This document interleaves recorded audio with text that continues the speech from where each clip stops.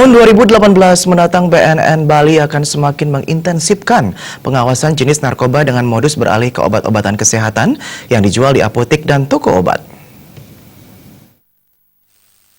Menurut Kepala BNNP Bali, Putugia Swastawa, imbas dari makin ketat serta canggihnya sistem yang dilakukan oleh BNN, yakni makin sulitnya narkoba masuk Indonesia, terutama ke Bali, justru berimbas kepada para pecandu narkoba, jenis sabu, ekstasi, ganja, yang beralih ke penyalahgunaan obat-obatan kesehatan yang sering dijual di apotek, seperti PCC, paracetamol, Paramex, dan Panadol.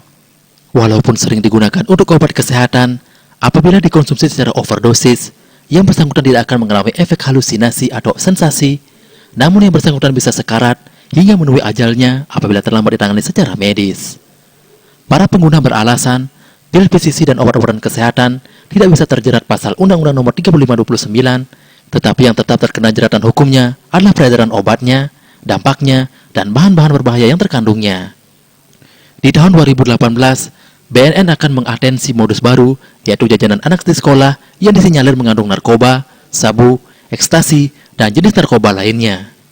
Oleh sebab itu, BNN mengharapkan BPOM secara berkala melakukan tes kesehatan kandungan apa saja yang ada pada jajanan anak di sekolah. Yang perlu diproteksi adalah bagaimana modus operandi yang terbaru.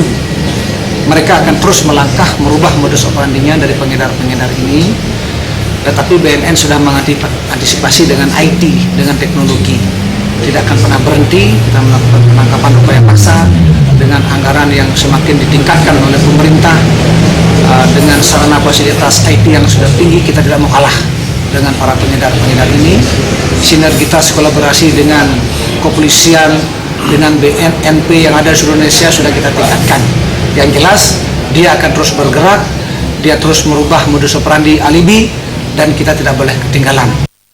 Dari tahun ke tahun, modus operandi jenis narkoba yang digunakan serta peredarannya pasti selalu berubah, sehingga perangkat IT yang canggih untuk mengawasi transaksi narkoba lewat fasilitas IT bisa diawasi, serta dukungan dana dari pemerintah dan peran masyarakat tentu saja dibutuhkan agar peredaran dan penyalahgunaan narkoba jumlahnya bisa ditekan.